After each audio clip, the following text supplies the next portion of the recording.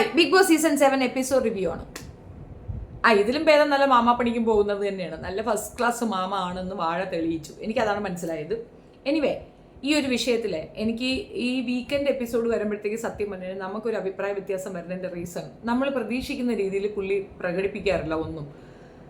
Anyway, കൊള്ളാം, നല്ല രസമുണ്ട്. മൊത്തം വാഴകളാണ് അതിനകത്തുനിന്ന് തെളിയിച്ചു എന്ന് മറ്റൊരു വാഴ.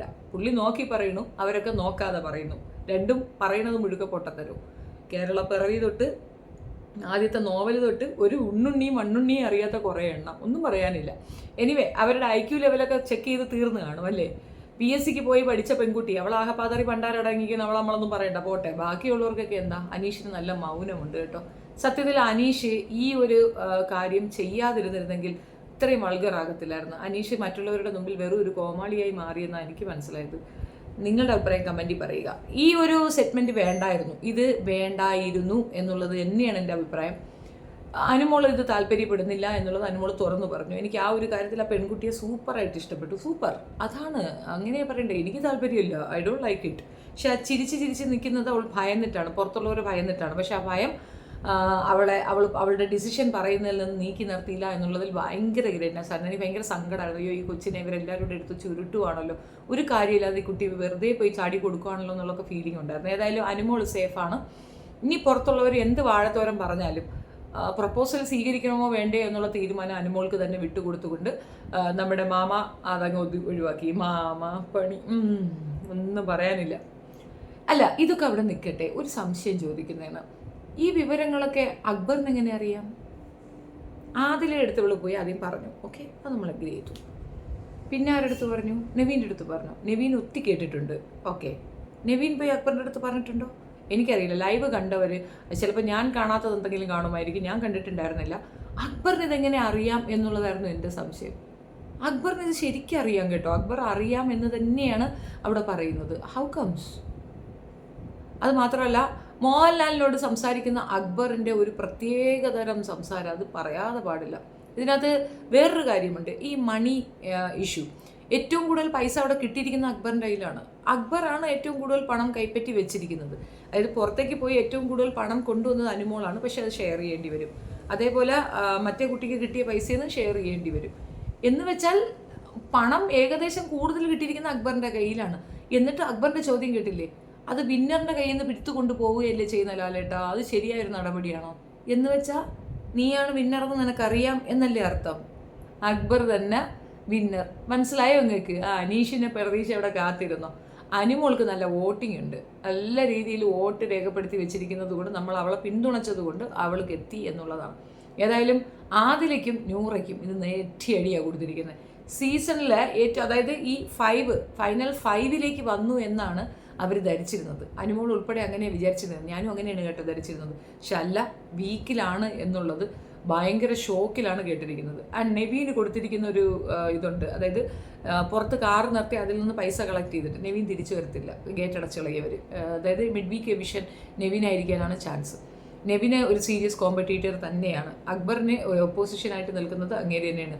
ഫൈനലിലേക്ക് വരിക അനുമോൾ വരും, അത് തീർച്ചയാണ്. അനീഷ് വരും, അക്ബർ വരും, ഷാനവാസ് വരും. പിന്നെ ഇതിനകത്ത് ആദില നൂറയിൽ നിന്ന് നൂറ വരാൻ ചാൻസ് ഉണ്ട്. ഇനി നൂറ വന്നിട്ടില്ല വെച്ചാൽ വരിക പിന്നെ ഈ നെവിൻ തന്നെയായിരിക്കും. വേറെ അതിനകത്ത് ആരും വരാൻ ചാൻസ് ഇല്ല. പക്ഷേ രണ്ടുപേർക്ക് നെറ്റിയടിയാണ് കൊടുത്തിട്ടുള്ളതെന്ന് മനസ്സിലാകുന്നത്. ഈ പണം എടുക്കാനുള്ള ആ ചാൻസിൽ നെവിൻ പുറത്ത് പോകാതിരിക്കുകയാണെങ്കിൽ നെവിൻ വരത്തില്ല. സാബുമോൻ നാളെ തന്നെ ഔട്ടാകാനാണ് ചാൻസ്. നാളത്തേക്ക് വിഷനിൽ ആ സാബുമോൻ എടുത്ത് കളയും. കാരണം വേസ്റ്റാണ്, വേസ്റ്റിംഗ് ടൈമിങ് എന്നാണ് എനിക്ക് ഫീൽ ചെയ്തത്. ബാക്കി കൊള്ളാം, നമുക്ക് കണ്ടുകൊണ്ടിരിക്കാം. അത്യാവശ്യം ടൈം പാസ്, വളരെ ലാഗ് അടിച്ചിട്ടാണെങ്കിലും കാണാം, അത്രേ ഉള്ളൂ. പക്ഷെ മോഹൻലാൽ ആ ചെയ്തതിനോട് എനിക്ക് വിയോജിപ്പാണ്. അത് ഞാൻ തുറന്നു തന്നെ പറയും. അതിൻ്റെ റീസൺ എന്താണെന്ന് അറിയാമോ? ഒരു പെൺകുട്ടി തൻ്റെ ജീവിതത്തിലേക്ക് എടുക്കേണ്ട ഏറ്റവും വലിയൊരു തീരുമാനം, ആ തീരുമാനത്തിൽ അവളൊരു തീരുമാനം പറഞ്ഞു കഴിഞ്ഞു, പിന്നെ അത് ഡിസ്കഷൻ എടുക്കണ്ടായിരുന്നു. വേറെ ടോപ്പിക്കില്ല, അതുകൊണ്ടായിരിക്കാം. പക്ഷെ അത് വേണ്ടായിരുന്നു. ടോപ്പിക്ക് ആ ഫുഡ്, അതിനെ റിലേറ്റ് ചെയ്തിട്ടുള്ള കാര്യങ്ങൾ എടുത്തു വെച്ച് പറഞ്ഞാൽ മതി. ഇത് ചെറിയൊരു വാചകത്തിൽ തീർക്കുന്നതിന് പകരം അയാൾക്ക് കുറച്ചുകൂടെ കുണുങ്ങാനുള്ളൊരവസരം, ബാക്കിയുള്ളവർക്ക് കളിയാക്കാനുള്ളൊരവസരം. ഈ കളിയാക്കുന്ന വാഴകൾക്കൊന്നും വീട്ടിലും കുടുംബമൊന്നും ഇല്ലേ? എന്തൊക്കെയാണ് പറയുന്നത്? അവൾക്ക് താല്പര്യമില്ലെന്ന് അവൾ വളരെ ഓപ്പണായിട്ട് പറഞ്ഞു. പിന്നെ അതിനെ ഇട്ട് കളിയാക്കി ഇവരാണ് ഇങ്ങനൊരു അവസ്ഥയിലേക്ക് രണ്ടിനെയും കൊണ്ട് എത്തിച്ചത്. പ്രത്യേകിച്ച് ആ ഷാനവാസിന്റെ കുണുക്കം കാണുമ്പോൾ ഉണ്ടല്ലോ, ചെരുപ്പൂരി ഒന്ന് പറ്റിക്കാൻ തോന്നുന്നുണ്ട്. എന്ത് വർത്താനാണ്? ഇവ എന്താ കുണുങ്ങി കളിക്കുന്നത്? എൻ്റെ മിത്രം എൻ്റെ അടുത്ത് പറഞ്ഞ നിന്റെ മിത്രം തേങ്ങ. എന്താണ് അവൻ പറഞ്ഞത്? എന്തിനാ അങ്ങനെ കയറി ചോദിക്കുന്നത്? അവൾ പറയുന്നത് കേൾക്കാനുള്ള ഇത് കൊടുക്കാതെ പോയി കളഞ്ഞു. ഇപ്പം 2 വശവും മോഹൻലാൽ പറയുന്നുണ്ട്, അത് കുഴപ്പമില്ല. എഴുന്നേറ്റ് പോയതിൻ്റെ റീസൺ പറയാം, അത് ഞാനും പറഞ്ഞതുപോലെ തന്നെയാണ് പറയുന്നത്. അതെ, അത് പറയണ നോ എന്നാണെങ്കിൽ അത് കേൾക്കാനുള്ളൊരു മാനസികാവസ്ഥ കുറവ് എന്നുള്ള രീതിയുണ്ട്. പിന്നെ ദേഷ്യപ്പെടുന്നത് നല്ല ടൈമല്ലല്ലോ, അത് നന്നായിട്ട് തന്നെ അവതരിപ്പിച്ചിട്ടുണ്ടെന്നാണ് തോന്നുന്നത്. അപ്പാർട്ട് ഫ്രം ഇവരുടെ ഈ പ്രേമം അതങ്ങോട്ട് പൂത്തുലയ്ക്കാനൊരു ശ്രമം മോഹൻലാലിൻ്റെ ഭാഗത്തു നിന്നുണ്ടായത് എനിക്ക് ഇഷ്ടപ്പെട്ടില്ല എന്നൊഴികെ ബാക്കി മോഹൻലാലിൻ്റെ ഇന്നത്തെ ആങ്കറിങ് ഓക്കെ ആയിരുന്നു. അതുകൊണ്ട് നിങ്ങൾ ഞാൻ മോഹൻലാൽ ഫ്രൈ ഒന്നും കൊണ്ടുവരുമെന്നാലും വിചാരിക്കേണ്ട.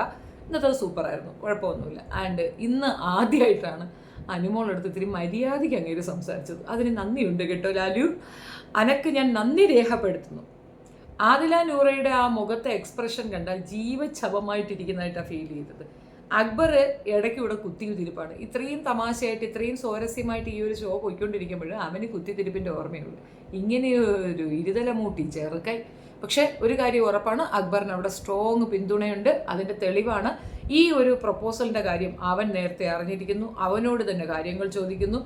അവൻ അത് എഴുന്നേറ്റ് നിന്നിട്ട് അതേ ലാലേട്ട, ഇവിടെ ഒരു കാറ്റ് മണക്കുന്നു ലാലേട്ട എന്നൊക്കെ പറയണം. എടാ ഇങ്ങനെയൊന്നും ചെയ്യരുതടാ പൊട്ട, നിങ്ങൾ അവരെ പ്രതിസ്ഥാനത്താക്കരുത്.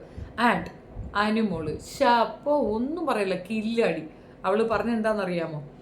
അഫ്കോഴ്സ് അനുമോള് പറഞ്ഞതാണ്, ഈ ഒരു നോമിനേഷൻ പ്രക്രിയയിൽ ഞങ്ങളെ എല്ലാവരെയും വെച്ചത് അക്ബറിനെ സേവ് ചെയ്യാനും നെവീനെ സേവ് ചെയ്യാനും വേണ്ടിയിട്ടാണ്, അവർക്ക് ഫേവർ ചെയ്തുകൊണ്ടാണ് എന്ന് ജനങ്ങളുടെ നാവായിട്ട് അനുമോൾ അങ്ങോട്ട് കൊടുത്തു. അതൊരു അണ്ണാക്കി കൊടുപ്പായി, 1.5 കൊടുപ്പായി. ഇപ്പം മോഹൻലാലിന് ഉത്തരവില്ല, പെട്ടെന്ന് ശരി ഓക്കെ എന്നല്ല ഓക്കെ ലാൽ സലാം തന്നെ ഓടാൻ നോക്കുന്നുണ്ട്. സത്യമാണ്, അത് അനുമോള് പറഞ്ഞതാണ് ശരി. അവരെ സേവ് ചെയ്യാൻ വേണ്ടിയിട്ട് തന്നെയാണ് എവിക്ഷൻ ഇല്ലാണ്ടാക്കിയത്. അത് ചോദിക്കാതിരുന്നെങ്കിൽ നാറൂലായിരുന്നു. നാറി പണ്ടാറടങ്ങി മോഹൻലാൽ. അതാണ് എനിക്ക് മനസ്സിലായത് കേട്ടോ. അതായത് അവർ എല്ലാവരും പറയുന്നുണ്ടല്ലോ, വേറെ ഒരു ഇതിലല്ലോ, ഒരു 3 പേര് മഹാവൃത്തികേടാണ് കാണിച്ചത്. ആര്യൻ, ഈ പറഞ്ഞ നെവിൻ, അക്ബർ. ആര്യൻ പുറത്ത് പോയിട്ട് അനുമോളെ ഇരുന്നുകൊണ്ട് പ്രാവാതെ ആര്യൻ മനസ്സിലാക്കേണ്ട ഒരു കാര്യം, അനുമോളല്ല നിന്നെ പുറത്താക്കിയത് അക്കുവാണ്ടാ, അക്ബറാണ്. നീ നല്ലൊരു മത്സരാർത്ഥിയായിരുന്നു. എപ്പോൾ ഇല്ല പേട്ട് തള്ള പോയതിന് ശേഷം. ആ പേട്ട് തള്ള ഉണ്ടായിരുന്നപ്പോൾ നിന്നെ കാണാൻ കരി വരുമായിരുന്നു. ആ കാമരോധനം വിട്ടിട്ട് നിങ്ങൾ കളിച്ചപ്പോൾ സൂപ്പറായിരുന്നു. പക്ഷെ എന്ത് ചെയ്യാം, ലവന് ജയിക്കണം. ആർക്ക്? അക്കൂന് ജയിക്കണം. അതുകൊണ്ടാണ് നിന്നെ അവർ പിടിച്ച് പുറത്താക്കിയത്. അത് മാത്രമല്ല, അക്ബറിൻ്റെ ഒരു എക്സ്പ്ലനേഷൻ നിങ്ങൾ കേട്ടോ ഇല്ലെന്ന് അറിയത്തില്ല, ലൈവിലൊക്കെ ഉണ്ടായിരുന്നു. പിന്നെ അനുമോള് പോയി പരാതി പറയുന്നുണ്ട്, സോറി പറയുന്നുണ്ടല്ലോ. സോറി പറയുന്ന സമയത്ത് പറഞ്ഞു, എന്നെ അങ്ങനെ ഒരാൾ ഫോഴ്സ് ചെയ്ത് വിട്ടത് കൊണ്ടാണ് എനിക്ക് അങ്ങനെ ചെയ്യേണ്ടി വന്നത്. ഷോ, എങ്ങനെയല്ല അത് മാനിപ്പുലേറ്റ് ചെയ്യണമെന്നറിയാമോ? ഞാൻ കുറ്റം ചെയ്താൽ ഞാൻ കുറ്റം സമ്മതിക്കുന്നു. ഈ കുറ്റം നീ സമ്മതിച്ചാൽ നീ ആണാണ്. നീ എന്ത് കുറ്റം സമ്മതിച്ചു എന്നാ? പിന്നെ രേണു സുധിയെ തെറി വിളിച്ചത് സമ്മതിച്ചു. വേറെ എന്ത് കുറ്റം ഇവ സമ്മതിച്ചു എന്നാ പറയണേ? ചുമ്മാ അങ്ങ് തള്ളി മറിപ്പാണ്, ചുമ്മാ നുണയനായിട്ടാണ് എനിക്ക് ഫീൽ ചെയ്തത്. എനിക്ക് അക്ബർ പറയണതൊക്കെ ഏറ്റവും സെറ്റ് കള്ളമാണ്. അത് മാത്രമല്ല വളരെ സെൽഫിഷായ ഒരു സാധനമാണ്, വളരെ സെൽഫിഷായിട്ടുള്ളൊരു വ്യക്തിയായിട്ടാണ് എനിക്ക് അക്ബറിനെ മനസ്സിലായിട്ടുള്ളത്. പിന്നെ നെവിനെ പിടിച്ചാൽ കിട്ടത്തില്ല എന്ന് മനസ്സിലായത് കൊണ്ടാണ് നെവിനെ അധികം വിട്ടുകൊടുക്കാത്തത്. നെവിൻ ചോദിച്ചൊരു ചോദ്യം വളരെ റെലവൻ്റാണ്. ആ ചോദ്യം വളരെ ആപ്റ്റായിട്ടുള്ളൊരു ചോദ്യമാണ്. നിങ്ങൾക്ക് ഈ അടുക്കളയിൽ പയറും ചോറിൻ്റെയും കാര്യമില്ല, വേറെ ഒന്നും പറയാനല്ലേ, വാഴകളെ എന്നുള്ളതാണ്. അത് സത്യമാണ്. എന്ത് വാഴ വർത്താനാണെന്ന് ആലോചിച്ച് നോക്കിയാണ്. ചോറില്ല, കറിയില്ല, പയറില്ല, മറ്റതില്ല, മറിച്ചതില്ല. സാബുമൻ അവസാനം ഏറ്റു. ഒന്ന് ഓർത്ത് നോക്കുക, ഒരു സിറ്റുവേഷൻ ക്രിയേറ്റ് ചെയ്യുന്നു. ആ സിറ്റുവേഷന് ഒരു വ്യക്തിയെ ടാർഗറ്റ് ചെയ്യുന്നു. ആ വ്യക്തിയുടെ മെൻ്റൽ കണ്ടീഷനെ ഡാമേജ് ചെയ്യുന്നു. അതിനുശേഷം ഒരു 2-3 ദിവസങ്ങൾക്ക് ശേഷം എപ്പിസോഡ്, അതായത് വീക്കെൻഡ് എപ്പിസോഡിൽ വരുമ്പോഴത്തേക്ക് ലാലേട്ടാ ഞാൻ അങ്ങനെ ഒരു തെറ്റ് പറ്റിപ്പോയി ലാലേട്ടാ, അപ്പം എൻ്റെ ഈഗോ വർക്ക് ചെയ്ത് ലാലേട്ടാ. ആ ലോലൻ എന്തോന്നാ പറയുക, അവനെ കണ്ടാൽ. സാബുമാനാണ് ആ പ്രശ്നം അത്രയും കത്തിച്ചതിലേക്ക് എണ്ണ ഒഴിച്ചു കൊടുത്തത് ഷാനവാസും ആദിലയും. എന്നിട്ട് അവർ രണ്ടുപേരും ഒന്ന് ഫ്രൈ ചെയ്യണമെന്ന് തോന്നിയില്ല. ഷാനവാസ് കുറച്ച് ഓവറല്ല, എക്സ്ട്രീം ലെവൽ ഓവറായിട്ടാണ് ഫീൽ ചെയ്തത്. എനിക്ക് തീർത്തും ഇഷ്ടപ്പെടാത്ത ഒരു ക്യാരക്ടറായി മാറിയിരിക്കുകയാണ് ഷാനവാസ്.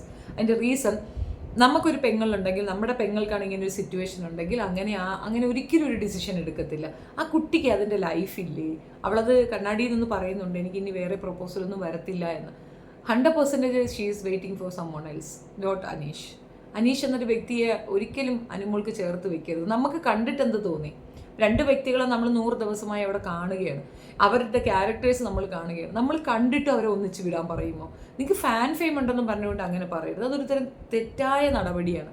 ആ 2 വ്യക്തികൾക്ക് ഒന്നാകണമെന്ന് തോന്നിയാൽ അവർക്കിടയിൽ എന്തെങ്കിലും ഒരു ബോണ്ടിങ് ഉണ്ടാവണം. ഒരു അനിയത്തി കുട്ടി എന്ന കൺസേൺ അല്ലാതെ മറ്റൊന്നും അവൾ ചിന്തിച്ചിട്ട് പോലുമില്ല. സത്യത്തിൽ അനുമോൾക്ക് ഇങ്ങനെ ഒരു പ്രൊപ്പോസൽ ആദ്യമായിട്ട് വരുന്നതിൻ്റെ റീസണും ഇപ്പം ഒരുപാട് കാലത്തിന് ശേഷം എനിക്ക് അങ്ങനെ ഒരു പ്രൊപ്പോസൽ വന്നു അത് തുറന്നു പറയുന്ന റീസൺ എന്താണെന്നറിയാം. അവൾ പോകുന്ന സൈറ്റിലായിരുന്നാലും വർക്ക് ഇതിലൊക്കെ തന്നെ അവിടെ എല്ലാം തന്നെ അവളൊരു അനിയത്തി കുട്ടിയായിട്ട് നിലകൊള്ളുന്നതുകൊണ്ടാണ്. അവൾ മറ്റൊരു രീതിയിൽ മറ്റൊരു കൺസേണിൽ ആരുമായിട്ട് ഇടപഴകുന്നില്ല. അതുകൊണ്ടാണ്. അത് മാറ്റി പിടിച്ചാൽ ആ കുട്ടിക്ക് നല്ല പ്രൊപ്പോസൽ വരും 100%. പിന്നെ ഒരാളെ ഇഷ്ടപ്പെട്ടത് അത് വല്ലാത്ത കൊനഷ്ടിലും പ്രശ്നത്തിലേക്കൊക്കെ പോയി ചാടിയിട്ടുണ്ടായിരുന്നു. അതിനെപ്പറ്റി അവൾ തുറന്നു പറയുന്നുമില്ല.